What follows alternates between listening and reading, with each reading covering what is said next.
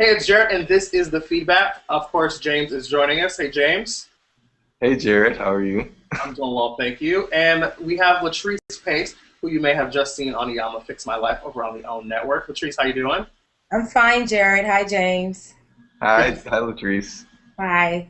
Good to see you. Now, it was a pretty rough episode. It seems like you guys had a lot going on in the episode. Talk to me about the process of being on Iyanla Fix My Life for you guys. Well, it happened about 4 or 5 years ago with a connection I made with Vivian Chu.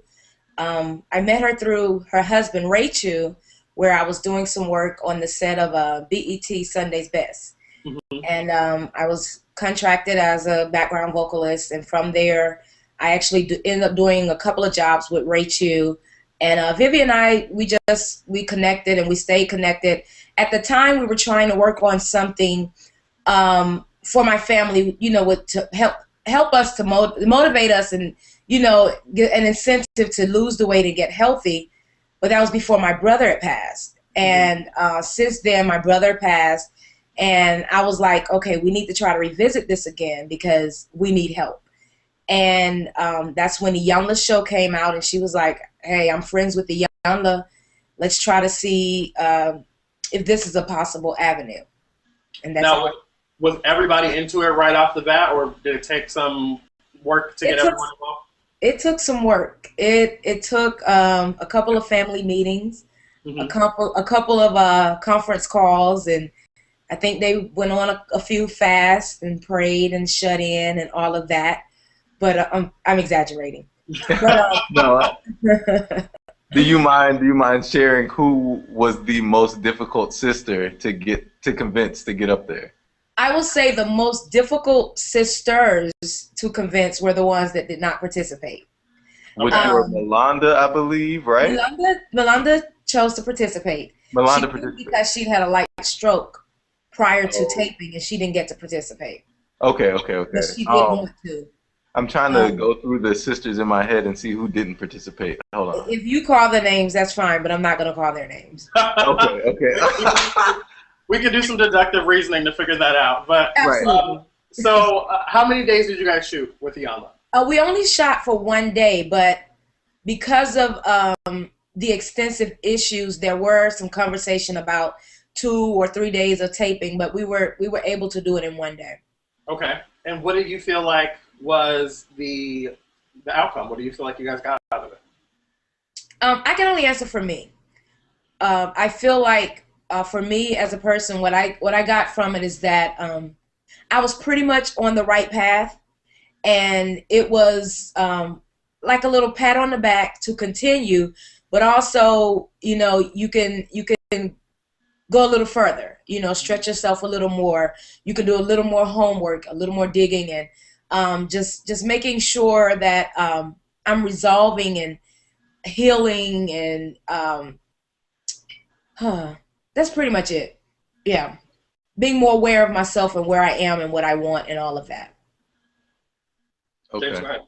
So when you said earlier that when your brother Murphy passed, it was, I guess, an eye-opener about trying to lose the weight for your family, which, of course, you've lost a lot of weight. Let everybody know how much weight you've lost. I have lost almost 100 pounds. I'm not quite there yet. Now. If we had a studio audience, they'd be clapping right now. So Thank you. That's fantastic. Thank you. But so was there ever a moment for you? I know you said you can't speak for your sisters. Was there ever a moment for you when your niece passed that you thought, okay, maybe we need to start losing weight? I think I thought about it then, but at that point, you're dealing with the fact that she's gone. Okay. And you're just trying to make sense of that. Not only are you dealing with the fact that she's gone, it's so much was going on at that time. Dealing with the fact that she's gone, and then protecting her, and trying to keep the media and people from coming to assumptions about why she passed and how she passed, and protecting my sister. Okay. So even though you are dealing with maybe weight was a factor, you're just still grieving the death of my 12-year-old niece. Right. And trying to help my sister, get through it. Okay. Along with the rest of my family. So it was just so much at that time. You're just not automatically thinking, oh my God, I gotta lose this weight. It's like, she's what? What do you mean she's gone? So, yeah. So now, Latrice, you have an enormous family. There's a lot of people to keep up with. Where do you fall in the line? I am the 8th child, 9th daughter. Okay. And to simplify that, I'm next to the baby. You're the second baby. Right. I feel like you said that backwards, even though I know you know your family. I feel like you said that backwards. I said it backwards? I think you did. No, 8th child, 9th. Oh, what'd I say? 9th child, 8th daughter. Right. Now I'm a little bit more confused. Thank you. Okay, so now, being the youngest, did you feel like you were kind of in the shadow of your sisters? Did you feel like it was a challenge for you to kind of create your own, space in that whole group, or what was that like for you as a youngster? Absolutely. You are forever in the other 8 shadows. Yeah. So for me, my struggle was always trying to stand out and do something differently, because not that it was their intent. You become neglected by your parents in a sense, because you're so far down the line, or you have so many others doing so many great things that, hey, I got an A. Oh, okay, but Sean just won the Soul Train Lady of Soul Award. Yeah. So 1998. Right. But no, I guess my question with that, as far as being in the shadow of your sisters or feeling like you're in the shadow of your sisters, was there ever a moment, I guess, and I lost my question while I was saying it. Okay, let's move on. No problem. We talked a little bit about the shadow of the family. Talk to me about the possible living in the shadow of the Clark sisters, because you guys had some connection with the Clark sisters. So talk to me a little bit about that. It's I guess as the youngest next to the baby, I never saw us as living in their shadow. Mm-hmm. I just always saw us as we're 2 female groups, come from the same church and denomination. They had the platform, we didn't. Mm-hmm. But I never really saw us as living in their shadow. But it's just very interesting how a lot of people compare us to each other. We don't compare ourselves to each other. Right. Because many of my older sisters, they grew up as like friends with the Clark sisters. They were like buddies. They hung out at the conventions, probably in each other's hotel rooms, and just went out to dinner and all that kind of stuff. But as each group evolved, they kind of grew apart. Uh-huh. But I think the thing that I don't want to say frustrate me, because that's a bit strong, but I think the thing that's interesting is that how people continue to compare us to one another. I don't know. Well, I'm sure it has a lot to do with starting out in similar places and definitely being under the same umbrella of gospel music and being right. And there's those similarities there. So I guess I can see why that would also be frustrating, though, because you're like, we're not competing with anyone. Right. But yeah, and I guess frustrating is, I didn't want to use that because it's pretty strong, but it's just like, wow, why do people keep doing that? But I understand with the way you said it, it makes me understand why they would. Yeah. I remember my question now, though. Okay. I know when I watch earlier videos of performances of the Pace sisters, you don't see, of course, yourself and Lydia, the youngest two. When did you two start performing with the group, and how did that come about? Oh, I was forced. Pretty much. I wanted to go to school, to college, because as a child, I've enjoyed children and influencing other people and having an impact on their lives. So I felt, who are the most impressionable? And that's our children. So I wanted to go to school to teach children. And one day we were in prayer, and I'm going to tell my family my plans. And my daddy was like, college? You're not going to college. This is a family ministry. You're joining this group. I was like, oh, okay. Whoa, wait, what? Yeah. So it was like, honor your mother and father. I'm joining the group. So we joined the group as we graduated from high school. So for me, that was in 1990. Okay. Because in my head, I know I've heard stories about how your dad was not saved for a while. Oh, yeah. So in my head, I'm thinking, when he's saying this is a family ministry, was this when he was a pastor, or was this, before? Yeah, this was when he came into the ministry and began pastoring. But he was saved for as long as I remember. Oh, okay. Yeah, he wasn't saved when the older ones were children. Okay. Because when they were children, they wore pants and shorts and, played with the neighbors' children and all that. But it was like when they got saved, they did everything opposite of what they were doing. It was like, okay, we can't do anything we used to do anymore but breathe. Right. And I mean, of course, I love your mother, and she's like my best friend in the whole wide world. Yeah, I know. So, how do you deal with balancing those ideals and morals that you feel that were instilled in you as a child by both her and your father, with finding yourself as a person and growing and healing as a person? Because of course the show is all about healing. That's a very good question, because I am now 40 years old and just beginning to live for me, live according to my convictions, live according to the relationship that I have with God, and not the relationship my parents had with God, not with their rules and all of that and the rudiments of church. So it has taken prayer and me getting in my Bible and reading it for myself and getting an understanding for myself and applying it to my life as to where I am right now and how I feel and how I believe.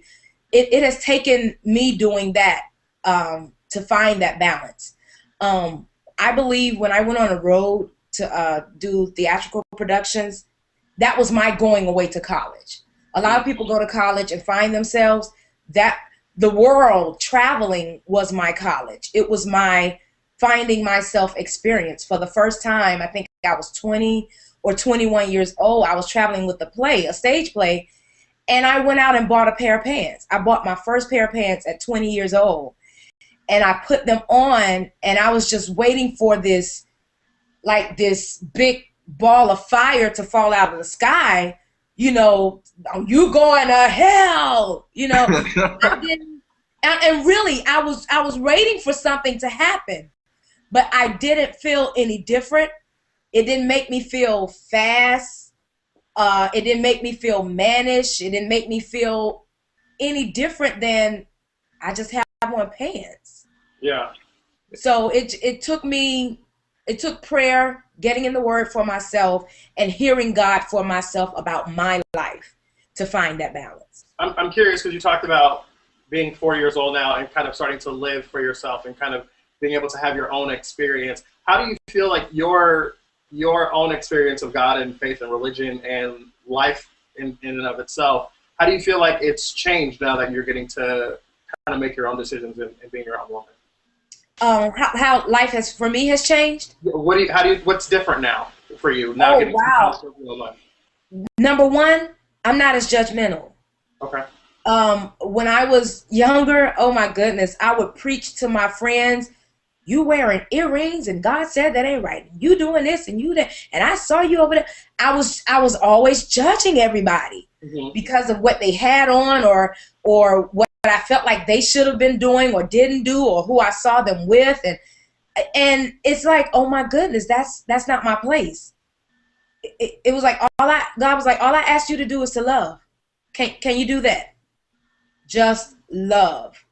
Let people live. You live and just love. That's it. I'm also curious. You talked about what your hopes and dreams for yourself were with working with children and wanting to go to college, and how your college experience was kind of that travel. What do you do with those dreams that you had for yourself initially? What happens to that? I don't think I will. Well, I don't want to say never go to school. Mm-hmm. It's just a challenge right now because of my schedule and then funding. But Oh, to some, oh, what? I thought that you were going in the fall. Listen. That's why I say it's a challenge with funding and finding the time. Okay. But if it's possible, I would love to start taking some classes because there's a school, a very prestigious school here that's trying to holler at me. But if they say the right thing, Spellman, I would be Come willing on. to take some of the adult, go into the adult program and take a few classes. I love the way you danced around. If they say those right things. Right. Say it again. So if maybe I won't be teaching children, Okay. but I can motivate adults or even go back to motivate children about being healthy and finding themselves and making the right decisions for them and not so much for their parents. Okay.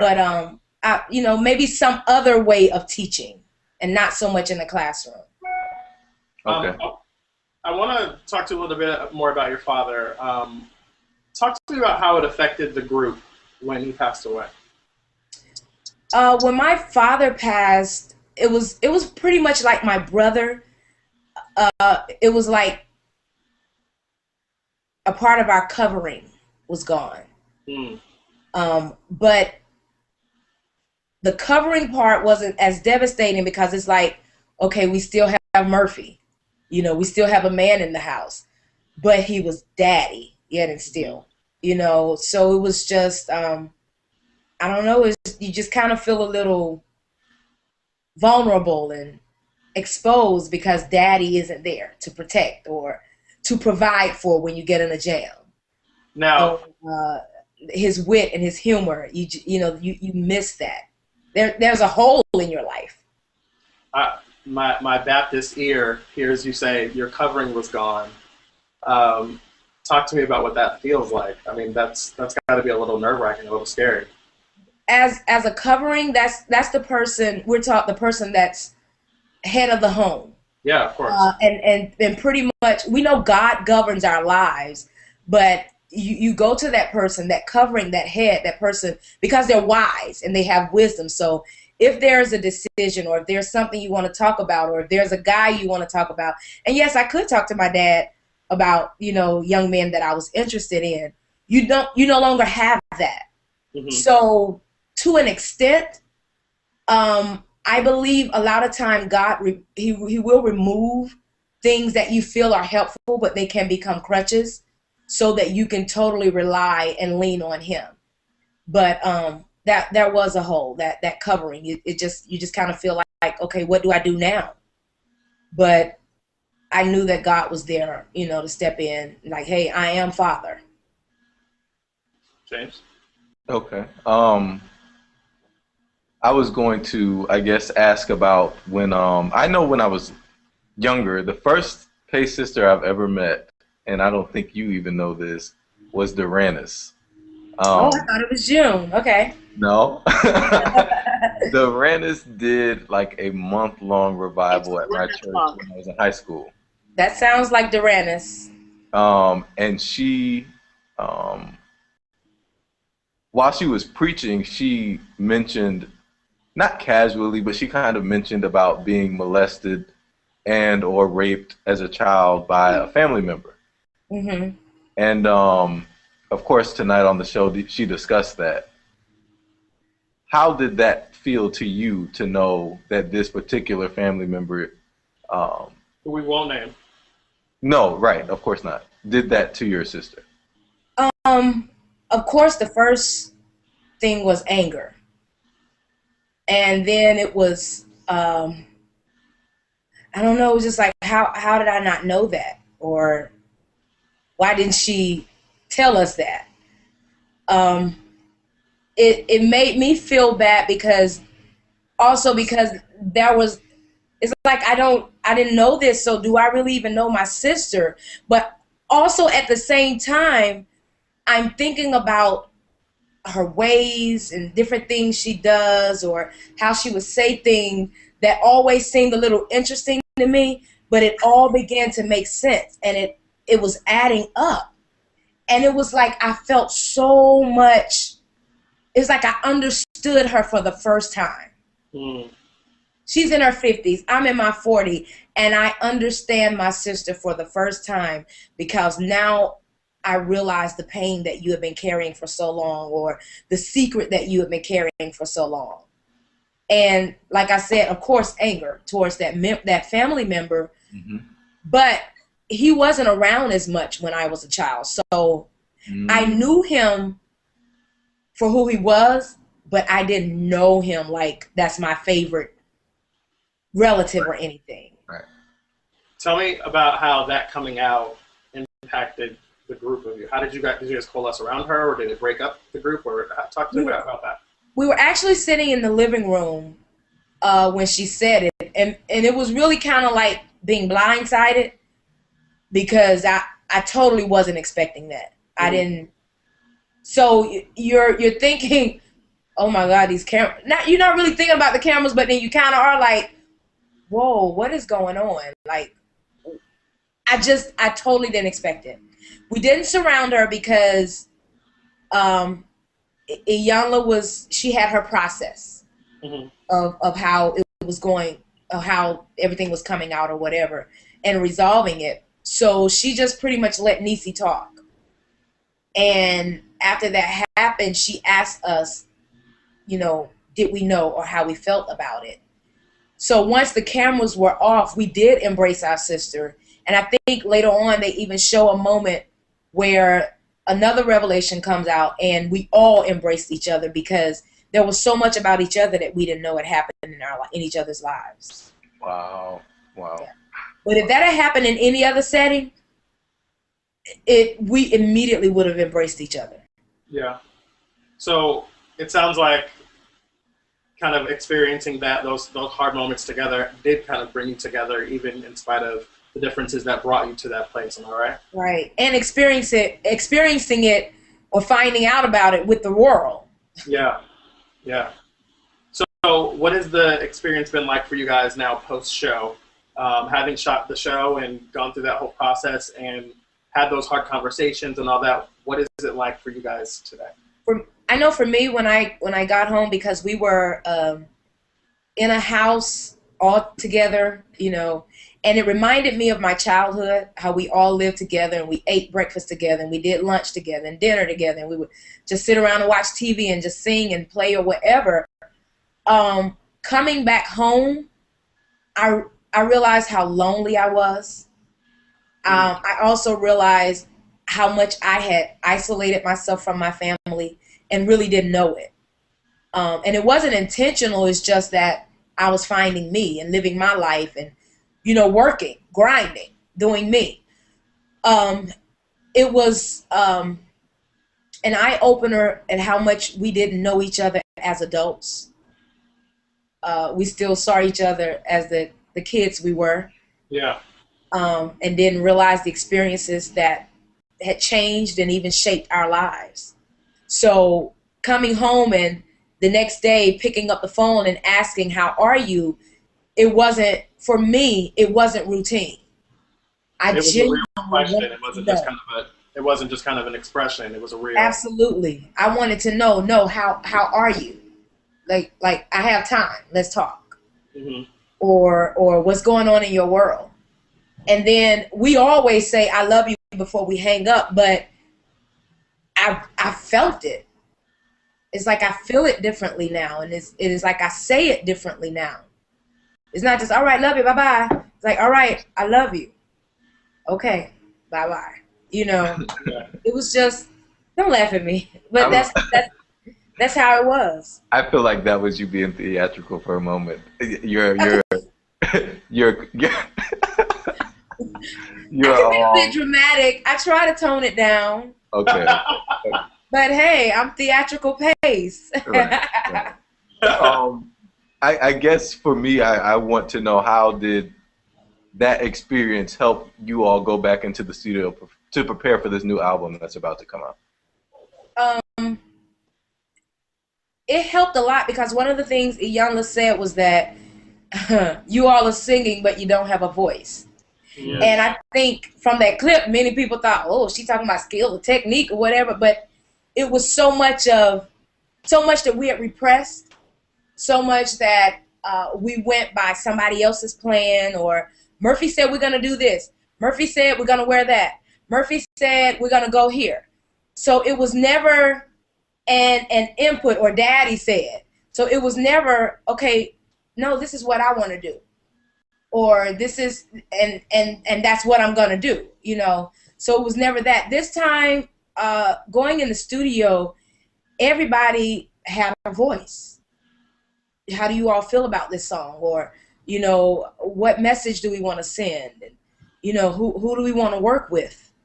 And it all just came together. And even actually in the studio, Teddy Riley was so humble. He's like unbelievable, almost like subhuman and angelic, because he was so patient with us.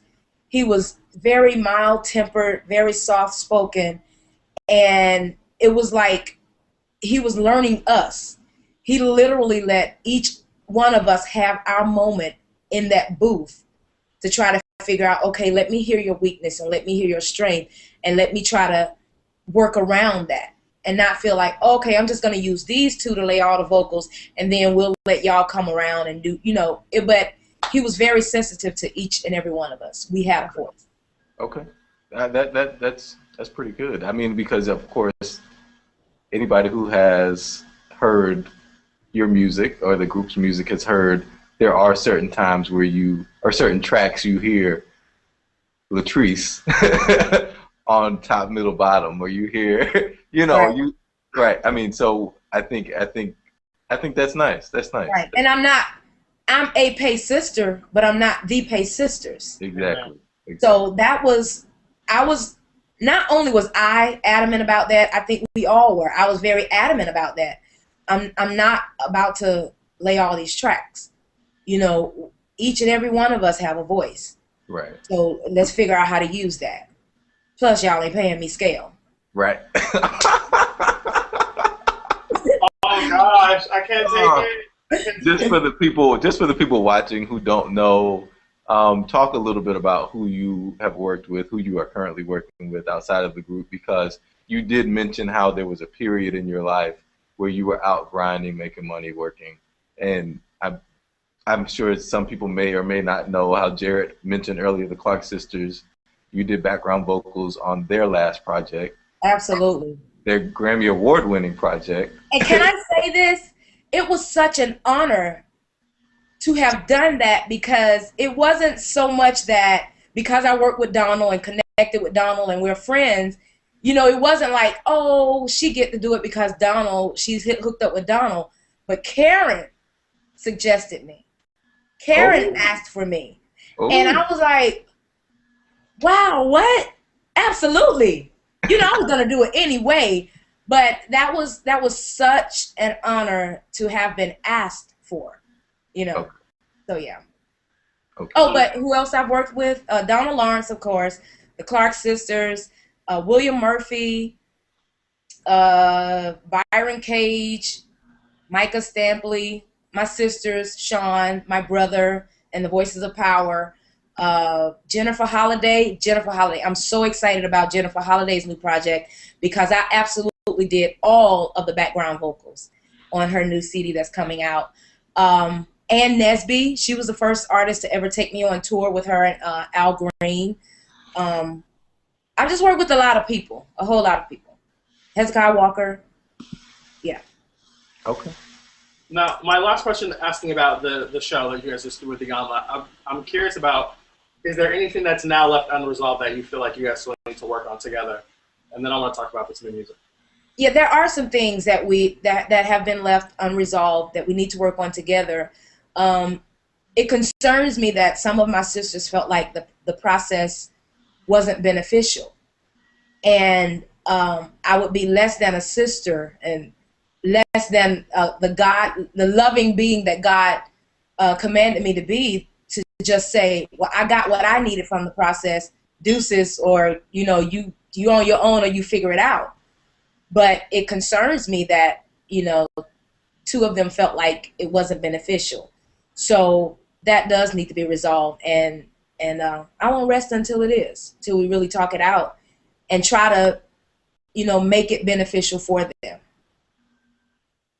Okay. I get that. So now tell us the new album, the new work that you guys have just done. Oh, wait. When is it coming out? Tell us about it. It's called Just Believe. And it was written with someone from Teddy's camp, and they actually had Boys to Men to do it at first. So we were going to do a collab with Boys to Men and the Pace Sisters, but things didn't work out for whatever reason, and maybe we can do it later. But it's Just Believe, produced by Teddy Riley and my nephew, D. Lamar. I am so proud of him because from the get-go, he had been trying to work on music or, you know, work on a single for about this process. And we were able, Vivian Chu, our partner, she was able to get him to collaborate with Teddy Riley, get Teddy Riley to collaborate with us. And it's entitled Just Believe. And throughout everything we have gone through the span of our career, long before me, like my sisters that are in their 50s and approaching 60, you know, you have to just believe, still believe. I love that. I love that. All right. Well, that's all my questions. James, do you have anything else? I had one more question that I guess I'm on the fence about, but I'm going to ask it. A lot of people may not remember your family was once on the Oprah Winfrey Network before, dealing with your sister, Dewaya. She was on the show Addicted to Food, right? Is that what it was called? Yes. Addicted to Food? On that show, she mentioned, I've heard it spoken different ways. I've seen the episode, but I've heard it interpreted different ways. So right. I don't know how in the media it was interpreted one way. I've heard people interpret it another way. Like everybody's interpreting her words differently than how they exactly were said on the show. Right. On the show, she mentioned an attraction to women. And I know that some family members struggled and continue to struggle with that. How is that affecting the dynamic of the Pace family from your perspective and the Anointed Pace Sisters from your perspective? Of course, not speaking for anybody else, but. Right. From my perspective, well, first of all, I'll say that it was addressed on the show. And as many people have, saw from the show, my point of view is she knows the word. She has her relationship with God. And I take this stance because growing up being told this is how it is and this is what you do and that, and coming into my own now and realizing it's only me and him. Right. So it's only her and him. Because Iyanla said something, I believe, like she was speaking to June. Yes. My favorite Pace sister of all time. We know that. And she was saying, it is up to God to judge, Absolutely. And not her. She's just there to love. Yes. So I wasn't sure. A lot of people hear that and they say things like that, and I wasn't sure if that was a mantra that was embraced by all. Yes. I will say it is a mantra that is embraced by the majority. Okay. I think where we mess up is when we say, and I hate this statement, but it's done in the church a lot. Now, I love you, but just because I love you don't mean I accept what you're doing or what you're doing is right. He ain't asked for all that. I love you. That's it. That's it. Whether they take it as you accepting their lifestyle or not, that's not on you. Your duty, your job is to just love and leave people alone. That's it. Right. I don't have to say I love you, but that don't mean I accept it. Just that's too much. That's just too much. Just love people. Right. That's it. Right. So I will say that that's the mantra of the majority. Okay. And I want to end on a lighter, brighter note. Oh, okay. What's your favorite Pace Sister song that is not written by you and does not feature you? That's not a fair caveat. It might be one of her favorite songs because she wrote it and she sang it. Right. I'm trying to get paid. I would have to say You Know. Ah, yes. A song that my sister Phyllis penned years ago, and I really wanted to do that as our single because it's like, Lord, you know where we are.